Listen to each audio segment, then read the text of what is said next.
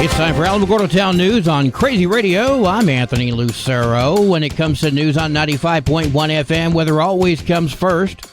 The hot summer, early fall for the southwestern U.S. continues as most of the southern deserts of California and Arizona continue to boil. The Gulf Coast and Florida Panhandle is going to see the return of widespread showers and storms by tomorrow. That's going to persist into the weekend as moisture streams northward with an area of disturbed weather in the Gulf of Mexico. The cold front should die out across the eastern U.S. as it moves through the area, but should, hopefully, bring some clearing conditions to a rather soggy mid-Atlantic and Appalachians.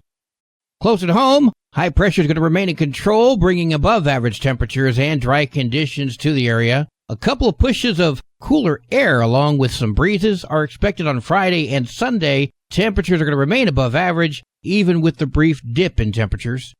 We're going to have another look at the weather following this news. P&M is sponsoring a pilot program in the Tularosa school system called Power Pros, which can give students vital job skills. Which will basically allow students that enroll in the program to get an OSHA certification and learn some other things that will allow them to be able to, right after graduation, roll right into a 4-year apprenticeship with the utility and its union. And that potentially could put, obviously, linemen are in demand, especially with all of the various solar and green energy projects that are going on around the country and the world right now. And some really high-paying jobs, even as an apprentice, you start out at $36 an hour. Nick Siebel speaking on KRWG. What a novel idea, huh? Schools preparing students to join the workforce? Who'd have thunk it? That program's also available in Silver City and Albuquerque, by the way. The Village of Tularosa is having a special meeting today at 5 o'clock. You can see the full meeting agenda on villageoftularosa.com. Jessica Carrillo is going to be asking to use Higuera Park for a horseshoe tournament for a fundraising event, and then they're going to slip away into an executive session. The U.S. Veterans Motorcycle Club proudly presents Bike Night in Alamogordo. Raffles and food will be on hand. Again, that's this Saturday from 6 until 10 at the VFW. Live music by Molly's Chamber. As a reminder, New Mexico early voting begins October 8th. That is this coming Tuesday. The Tularosa Arts and History Council are proud to present the Halloween on Granado Street event happening Saturday, October 26th from 5 until 8. Trunk or Treat Alley, live music, games, pet parade, and a whole lot more. Try tularosa.org or 505-350-4531 for details. Christ Community Church presents Hallelujah Night happening on Sunday, October 27th from 6 until 8 p.m. Trunks, candy, games, food, prayer tents, photo booths, and a whole lot more. Best of all, this event is free. Check out cccalamo.churchcenter.com for details. Well, today is Thursday. That means we get a Thursday thought from our good friend, Lauren Noble. Good morning, 95.1 listeners. This is Pastor Lauren with our Thursday thought. I was thinking the other day about social media and other media forms, though not our station, and how in this election year, gossip and slander campaigns run rampant. You really do not know who or what to believe because talk is really cheap if the story sounds good. While most of us would never think about murdering someone, many people, and some in media, do not think twice about character assassination through gossip. I think that is an area that most of us need to work on because someone posted it on Facebook or some off-the-wall media station that resembles the Inquirer magazine or something like that does not mean that it's true. We need to fact-check for ourselves and be careful to not gossip or spread hateful smear campaigns, not just in this election year, but in life in general, to be careful what we say and make sure that it is factual because that is the reality. Talk is really cheap if the story sounds good. Let me say a prayer for us. Lord, help us to remember that, as it says in Proverbs chapter 18 and verse 21, death and life are in the power of the tongue. And help us to remember and research to speak the truth, not just in this campaign year, but all the time, because words can be hurtful and they can encourage or help others.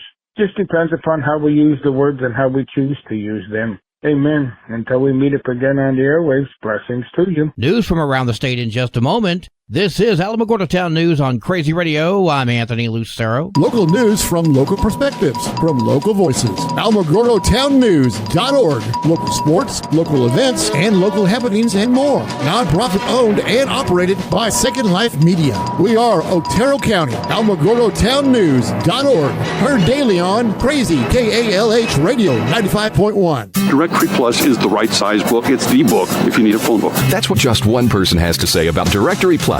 With its red cover, features, colorful yellow pages, and lots more, it's no wonder people all over use Directory Plus. It has so much more information. You can cross-check phone numbers or addresses or pretty much anything. Look on the plus side, Directory Plus. I'm a big fan of Directory Plus. Peter Ortiz, on probation for child sex crimes, is going to be back behind bars for violating his parole for a sixth time. Ortiz was sentenced to probation for trying to have sex with a minor who turned out to be an undercover cop, and also for impersonating a cop, asking women and young girls inappropriate questions over the phone back in 2008 and 2011. The most recent probation violation came in February of 2024 when parole officers discovered an explicit drawing and a pocket knife in his home. Judge Angela Jewell sentenced Ortiz to a year behind bars for the violation. 31-year-old Laura Barta of Albuquerque has been arrested for attacking a person with an axe during a burglary back on September 10th. The motive remains unknown. Barta faces a count each of aggravated battery, aggravated burglary, criminal damage, and larceny. The victim was able to escape with only minor injuries. Police in Santa Fe are searching for clues after two bodies were discovered inside of a car late Monday night under a bridge. One person was arrested after running out of the vehicle with a gun. Homicide detectives are investigating this incident.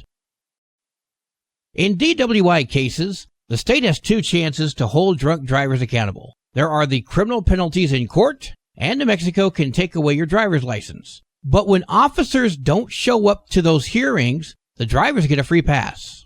Let me tell you a story. In October of 2022, Carlos Baca was arrested for aggravated DWI by Deputy Brandon Lujan.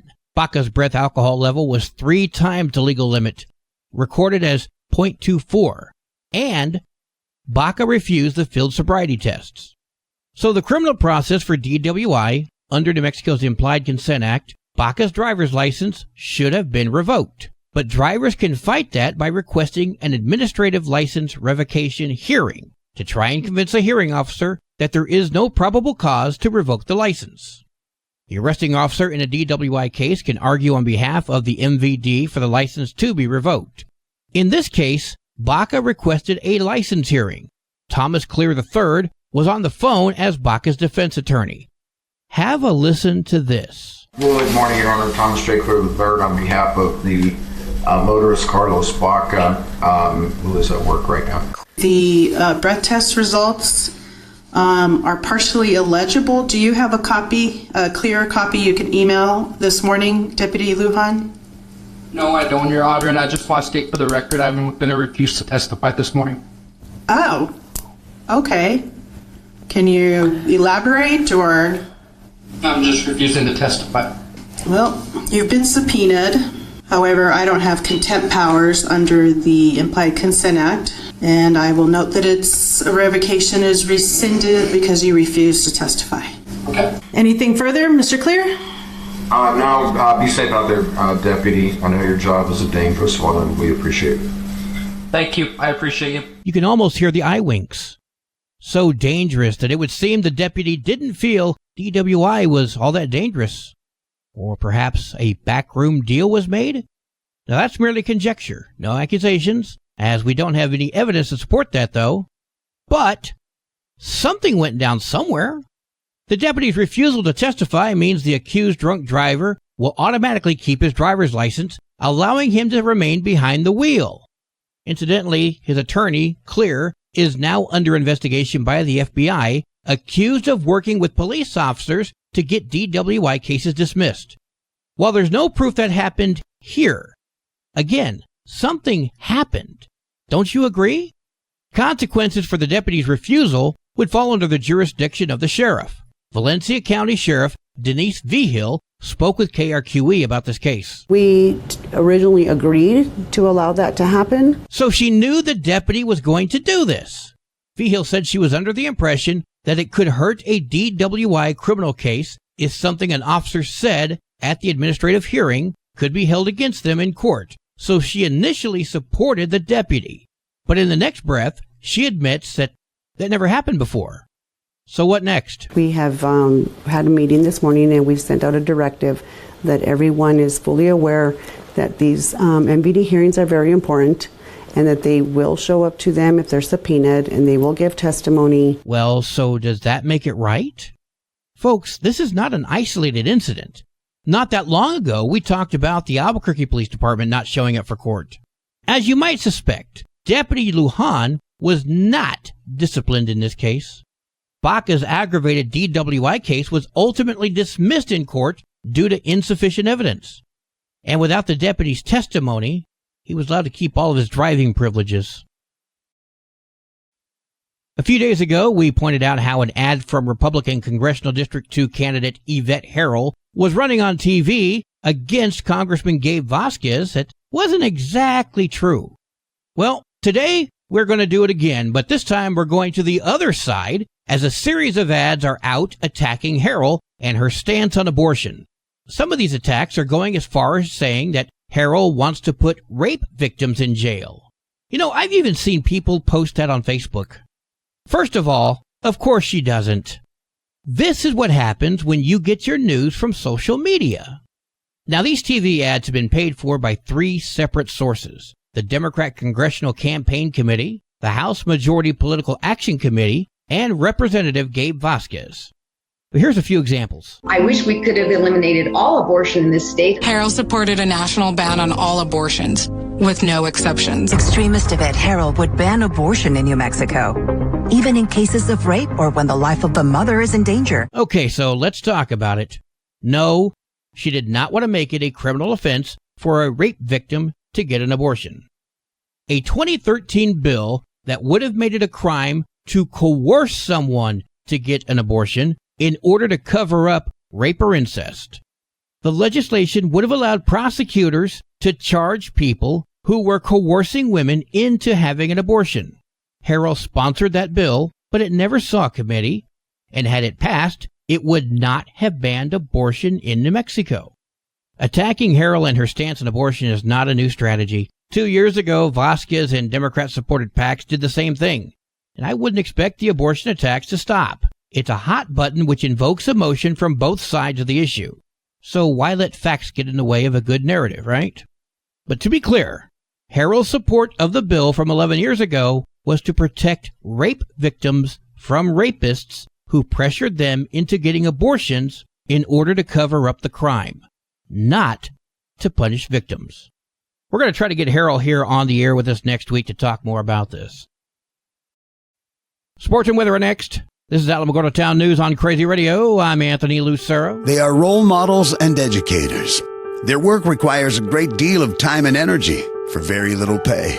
Who are these unsung heroes? Thanks, Coach. Thanks, Coach. The simple truth about education-based athletics in New Mexico is this: without a committed team of coaches and administrators, it just wouldn't be possible. School sports, they bring out the best in all of us. This message presented by the New Mexico Activities Association and the New Mexico Athletic Directors Association. There are 38 matches for New Mexico volleyball today, including Capitan at Ruidoso, Deming at Gadsden. Santa Teresa comes to Tularosa. Wow! Go, Lady Cats! There's also 6 games for New Mexico football today, including Centennial coming to Alamogordo. Go, Tigers! Your Crazy Radio spot-on weather forecast for the Tularosa Basin today calls for sunny skies. Mostly clear tonight, sunny tomorrow. Your high today in the basin, 87. Low tonight of 62. High tomorrow, 89 degrees. In Cloudcroft, sunny skies today, mostly clear tonight, sunny tomorrow. Your high today for Cloudcroft, 70. Low tonight of 40. High tomorrow, 67 degrees. Local breaking news can be found on our website, alamogordotownnews.org, and learn more about Crazy Radio by visiting kalhradio.org. Also, check out the Crazy KALH Radio YouTube channel. That's where we post our daily newscasts, complete interviews, and other information which concerns everyone in the Tularosa Basin. Be sure to give this video a like and subscribe to our channel if you've not done so already. That way you too can remain informed of the goings-on in the Tularosa Basin. Well, that concludes today's edition of Alamogordo Town News on Crazy Radio. I'm Anthony Lucero.